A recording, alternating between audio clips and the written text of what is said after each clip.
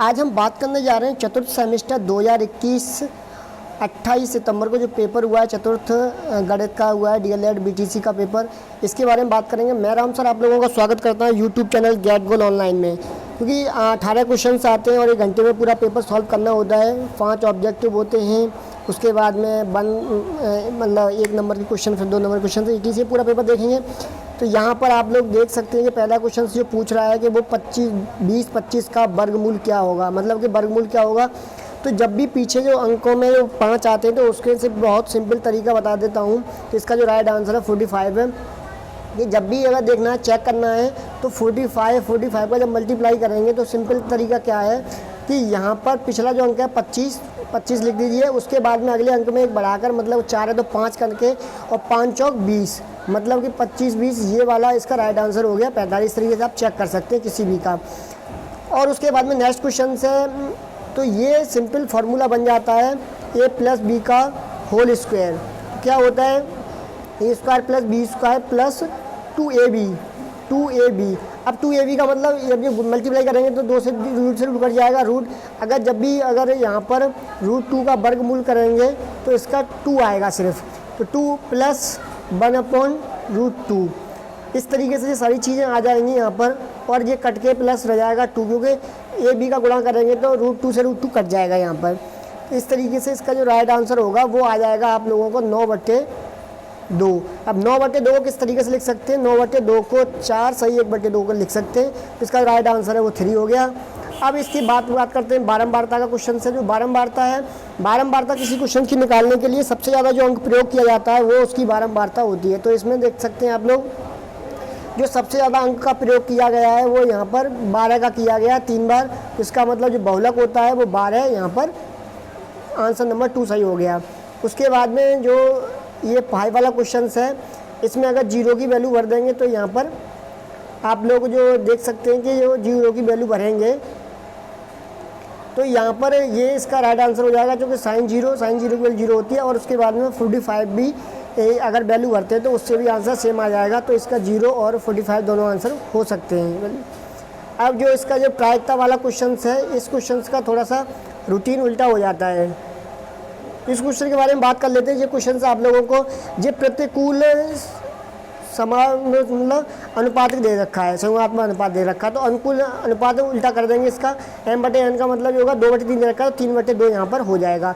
अब जो हो जाएगा तो इसकी जो घटने की प्रायिकता जो पूछ रहा है, प्रायिकता m + m/n, तो जो m की वैल्यू 3 है तो 3/3 + 2 मतलब कि 3/5 हो जाती है। यहाँ पर कितनी हो जाती है, 3/5 हो जाती है। 3/5 4 आंसर इसका राइट आंसर है तीसरे वाले का। सो गाइज लगातार आप लोगों को गेट गोल ऑनलाइन इस तरीके के क्वेश्चंस देता रहेगा। डीएलएड का पूरा और यूपी टेट की तैयारी कराएगा बहुत ही अच्छे तरीके से। तो आप लोग बने रहिए, चैनल को सब्सक्राइब कर लीजिए, बेल आइकन दबा लीजिए, जिससे कि आप सभी लोगों को जानकारी हो पाए। अब ये नेक्स्ट क्वेश्चन है, वो है यदि किसी वृत्त का क्षेत्रफल 154 सेंटीमीटर है तो उसका व्यास क्या होगा। तो इस क्वेश्चन का सॉल्यूशन देखते हैं हम। तो सिंपल तरीका है, आप लोगों को वृत्त का क्षेत्रफल पता है πr² होता है। अब क्षेत्रफल उसने 154 दे रखा है तो 154 लगा दीजिएगा, सिंपल पाई की वैल्यू भर दीजिए यहाँ पर, उसके बाद में r²। जिस तरीके से आगे बढ़ेंगे तो सिंपल लिख सकते हैं आप। अब इसको क्रॉस मल्टीप्लिकेशन कर देंगे आप इस तरीके से, तो आप लोग देख सकते हैं कि 22 नीचे जाएगा, 7 ऊपर पहुंच जाएगा। उसके बाद में 22 से 154 7 बार कट जाएंगे तो अंडर रूट, अब ये r का जो रूट हटाते हैं तो रूट चढ़ जाता है इधर की तरफ, r बराबर हो जाएगा। अगर वर्गमूल है तो 2 का जोड़ा बनाते हैं तो इसका मतलब जो r की वैल्यू है आप लोगों की वो यहाँ पर 7 निकल कर आ जाएगी। तो मतलब जो आपकी त्रिज्या है वो 7 सेंटीमीटर होगी। जबकि उसमें पूछा क्या है, व्यास पूछा है। व्यास क्या होता है, 2 गुणा त्रिज्या होता है, मतलब दूना त्रिज्या का दूना होता है। तो 2 गुणा 7 मतलब कि 14 सेंटीमीटर आप लोगों का राइट आंसर हो जाता है, व्यास हो जाता है। अगले बार नेक्स्ट क्वेश्चन है, जो नेक्स्ट क्वेश्चन जो 7 वाला है वो उस क्वेश्चन का है कि 243 का की जो पावर है वो पावर आप लोग देख सकते हैं कि 3/5 है। अब इस वो पावर, इस तरीके के क्वेश्चनों में पावर को कट करना होता है। तो अब इस तरीके को देखो कितनी पावर नीचे 5 बन सकती हैं। तो अगर 3 गुणा अगर 5 बार करेंगे तो आप लोगों का 5 की पावर में बन जाएगा। तो 3 की जो 243 है, 3 की पावर 5 बन गया यहाँ पर। इस तरीके से अब ये 5 ऊपर मल्टीप्लाई में पहुँच जाएगी। तो 3 गुणा 5/5, तो 5 से यहाँ पर ये 5 कट गया। तो अब क्या हो, ऊपर कितनी पावर बची, 3 वाली खाली बची, तो 3 की पावर 3 हो जाती है यहाँ पर। तो इसकी जो वैल्यू है वो 27 यहाँ पर निकल कर आ जाती है। ये इसका आप लोगों का राइट आंसर है। तो 27 का ये वैल्यू आ गई आप लोगों की। नेक्स्ट क्वेश्चन जब देखेंगे तो x square minus 14x plus 49, इसका मतलब गुणनखंड काटना है आप लोगों को।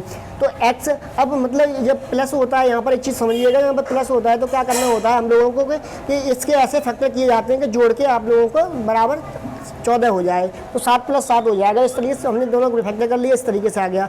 इन दोनों में से हमने x कॉमन ले लिया, इसमें दोनों में से हमने 7 कॉमन ले लिया, तो x माइनस बन गया, यहाँ बच गया। जिन दोनों में x माइनस 7 कॉमन है, 100 में निकाल दिया, बचा क्या x और x माइनस 7। अब ये आपका गुणनखंड आ गया।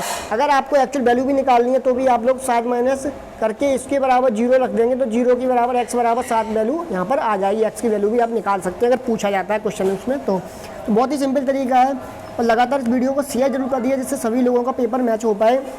उसके बाद आप लोग देख सकते हैं यहाँ पर पूछा है 15.625 घनमूल निकालना है। इसका क्या निकालना है? घनमूल आप लोगों को यहाँ पर निकालना है। तो कोई घबराने वाली बात नहीं होती, पॉइंटों को आप भूल जाओ। अगर पॉइंट को अगर नहीं भूल ले तो भी कोई दिक्कत नहीं है। इसको पॉइंट्स को हमने हटा के सिंपल बनाने के लिए 1000 लिख दिया नीचे। जबकि घन निकालना है तो 3 की पावर आती है, तो अब 25 × 25 × 25 करेंगे तो ये 15,625 आ जाएगा। अब जब जो घनमूल में जोड़ा 3 का बनता है तो 25 बाहर निकल आएगा। इसमें 10 × 10 × 3 बार करेंगे तो 1 0 10 निकल आया, तो 2.5। ये इस तरीके से जो आंसर आप लोगों का 9 का हो जाता है। बहुत सिंपल क्वेश्चन है, ज़्यादा कोई टिपिकल नहीं है। कोई प्रॉब्लम तो कमेंट बॉक्स में बताइए। उसके बाद में नेक्स्ट क्वेश्चन है 1 minus tan square 45 upon 1 plus tan square 45। अब आप लोगों को पता है टेबल में उसकी जो ज्योमेट्री की टेबल पड़ी होगी ट्रिग्नोमेट्री वाली, तो उसमें tan 45 का मान होता है 1 होता है। तो इसकी जगह पर 45 का मान 1 रखेंगे तो 1 का स्क्वायर कर दिया हमने यहाँ पर। उसके बाद नीचे ही 1 का स्क्वायर हो जाएगा। अब 1 माइनस 1 अपॉन 1 प्लस 1 हो जाएगा, तो ऊपर 0 हो गया अपॉन 2, तो 2 से भाग देंगे 0 हो जाएगा। तो इसका राइट आंसर क्या हो गया? 0 हो गया। नेक्स्ट जो क्वेश्चन है वो मैं क्वेश्चन आप लोगों को दिखा देता हूँ। देख सकते हैं आप लोग क्वेश्चन से यहाँ पर कि वह छोटी से छोटी संख्या ज्ञात कीजिए। यहाँ पर आप लोग देख लो कि वो छोटी से छोटी संख्या ज्ञात करवा रहा है कि जिसमें 60 75 में गुणा करने पर पूर्ण वर्ग बन जाए। मतलब कि यहाँ पर पूर्ण वर्ग बनाना है आप लोगों को, और कितना है? 60 75 है। तो इस तरीके वाला क्वेश्चन है वो देख लेते हैं हम। अब सिंपल है, 60 75 के आप लोगों को कुछ नहीं करना, सिंपल फैक्टर काट लेने हैं। 3 से फैक्टर काटेंगे तो 20 25 कट जाएगा, फिर 3 से काटेंगे तो 6 5 में, फिर 3 से काटेंगे 225, और 3 से काटें 75 बार। अगर गुणनखंड नहीं आते हैं फैक्टर काटना तो आप कमेंट बॉक्स में करके बताइएगा, जिससे कि मैं आप लोगों को इसका सॉल्यूशन प्रोवाइड करा दूंगा आप लोगों को। इस तरीके से अब देख लीजिए 2 के जोड़े बनाने, तो पहला जोड़ा बन गया एक, 3 का दूसरा जोड़ा बन गया एक, यहाँ पर 3 खाली है, 5 का जोड़ा बन गया। इसका मतलब क्या है? ये 3 जो बाकी है जोड़ा नहीं बना, उसी जो 3 से गुणा कर देंगे तो हमारा पूर्ण वर्ग बन जाएगा। तो इसका मतलब 3 से गुणा करने पर, तो इसका राइट आंसर क्या आ गया? 3 आंसर आप लोगों का आ गया।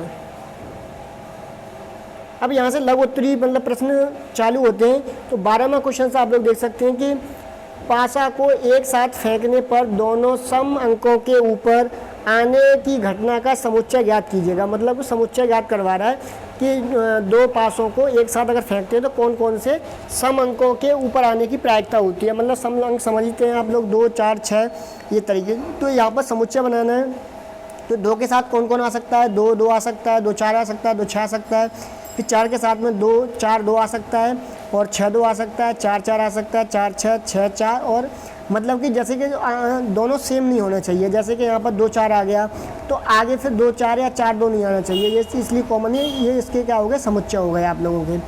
नेक्स्ट जो क्वेश्चन है वो बारंबारता को लेकर है। जो पहले मैं क्वेश्चन आप लोगों को दिखा देता हूँ। यहाँ पर दे रखा है कि बारंबारता वांटन की माध्यिका ज्ञात कीजिएगा। तो पद दे रखा है, बारंबारता दे रखी है, और उसका सॉल्यूशन आप लोगों को यहाँ पर करना है। तो यहाँ पर देख सकते हैं कि जो पद हमने लिख लिया एक तरफ से, तो ये हमारी टेबल बना लेंगे इस तरीके से, और ये टेबल हो गई आपकी।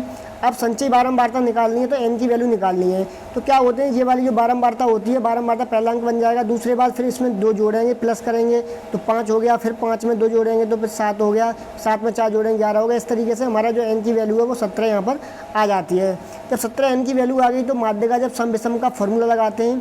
अब ये हमारा अंक 17 कौन सा? विषम अंक है। तो विषम अंक के लिए n+1/2 फॉर्मूला होता है, वो लगाएंगे 17 + 1/2, तो मतलब 18/2, तो 9वां पद आ गया। कितना पद आ गया? 9वां पद आ गया। उसके बाद में हम अपनी आवर्त जो सारणी है उस साड़ी में देखेंगे कि हमारा जो पद है वो कहाँ वेरी कर रहा है। तो 7 कम हो जाता है, तो यहाँ पर क्या करेगा 11वें पद में वेरी करेगा। तो इसका मतलब क्या होगा, जो माध्यिका हमारी होगी 8 हो गई। तो हमारी जो माध्यिका का मान है 8 हो गया। माध्यिका का मतलब आप समझते हैं बीच का वैल्यू निकालनी होती है। नेक्स्ट क्वेश्चन है जो कर्ण का क्वेश्चन, तो वो भी मैं आप लोगों को दिखा देता हूँ। यहाँ पर जो पूछा है आप देख सकते हैं कि समकोण त्रिभुज ABC में tan A की वैल्यू 4/3 है, तो साइन स्क्वायर 1 मतलब कॉस स्क्वायर 1 वैल्यू याद करनी है आप लोगों को। तो सिंपल एक क्वेश्चन है, तो आप ये एक त्रिभुज बना लेंगे आराम से, इस तरीके से त्रिभुज बना लिया। और जो कर्ण की जो वैल्यू होती है tan की वैल्यू होती है वो आधार बट्टे लंब होता है। तो आधार 4 हो गया आपका और लंब हो गया 3 हो गया। अब कर्ण की वैल्यू निकालनी है, तो कर्ण बराबर होता है यहाँ पर आधार का स्क्वायर बट्टे लंब का स्क्वायर। तो 9 मतलब 4 का स्क्वायर करेंगे, 9 का स्क्वायर करेंगे तो हो जाएगा आप लोगों का 3 और 4 का 16 तो 25 हो जाता है। 25 का वर्गमूल निकालेंगे तो 5 हो जाता है, मतलब जो कर्ण है वो आप लोगों का 5 आ चुका है। अब सिंपल है, ये फार्मूला दे रखा है, इस फार्मूले में वैल्यू बननी थी आप लोगों को। अब tan A साइन A की साइन बराबर क्या होता है, लंब बट्टे कर्ण होता है।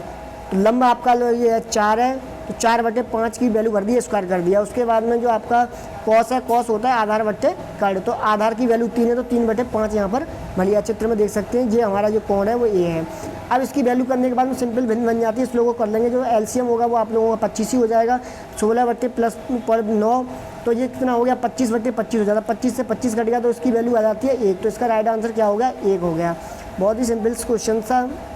उसके बाद में आप लोगों का जो नेक्स्ट क्वेश्चन है 14 वाला, वो कह रहा है कि क्वेश्चंस को ध्यान से पढ़ना है आप लोगों को, बाकी कुछ है नहीं। और वीडियो को लाइक शेयर जरूर करते रहना, जिससे कि सभी लोगों को पेपर अपना चेक कर पाएँ कितने मार्क्स आ सकते हैं। और आने वाले टाइम में फ्यूचर्स में जो यूपीटेट या सीटें देने जा रहे हैं या भर्ती तैयारी करने जा रहे हैं, तो उनको भी आपको यहाँ से फ़ायदा मिल पाएगा। तो नेक्स्ट ये बात है कि यहाँ पर कि 550 घन सेंटीमीटर लोहे के एक बेलनाकार सरिया बनाया जाता है। मतलब एक सरिया बना ली गई है, या सरिया का जो व्यास है वो 1 सेंटीमीटर है। तो सरिया की लंबाई ज्ञात करिए, मतलब लंबाई पूछ रहा है कि मतलब कितनी उसकी लेंथ होगी।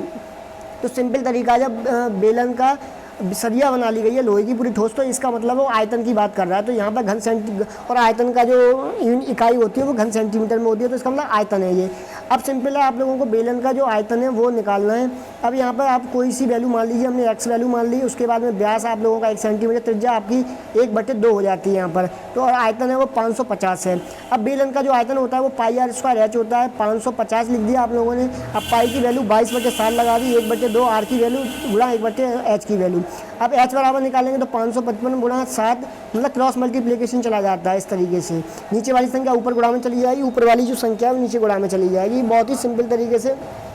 अब यहाँ से 555 22 से काट देंगे आप लोग। जैसे 22 को 2 से काटा तो 11 बार कटेगा, 11 से 55 बार काटेंगे तो 5 बार कट जाएगा, 50 बार कट जाएगा।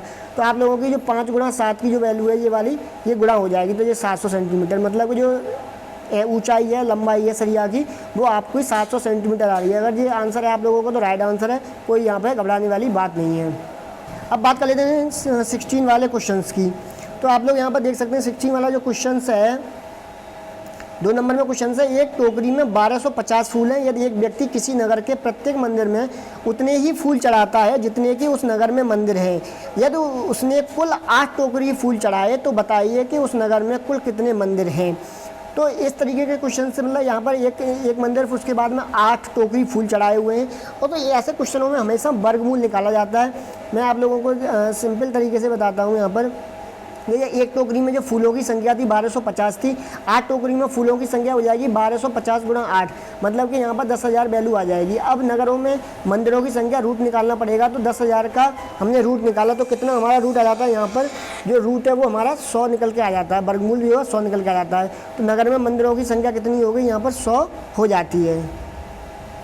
अब नेक्स्ट क्वेश्चन देख लेते हैं हम लोग कि 17वां क्वेश्चन है, एक लंबवृत्तीय शंकु की ऊंचाई उसके आधार की त्रिज्या के बराबर है, मतलब कि शंकु की त्रिज्या के बराबर है, उसका आयतन है वो 9 पाई घन सेंटीमीटर है। आप लोग देख सकते हैं यहाँ पर। और शंकु की ऊंचाई याद करना है, सिंपल ऊंचाई याद करनी है। तो सिंपल तरीका है कि समझ लीजिएगा, जो उसकी ऊंचाई है वो तो आर के बराबर है, ऊंचाई त्रिज्या के बराबर है। शंकु का जो आयतन है वो 9 पाई घन सेंटीमीटर है। शंकु का आयतन क्या होता है, 1/3 पाई आर स्क्वायर एच। अब 9 पाई बराबर 1/3 पाई आर स्क्वायर गुणा आर।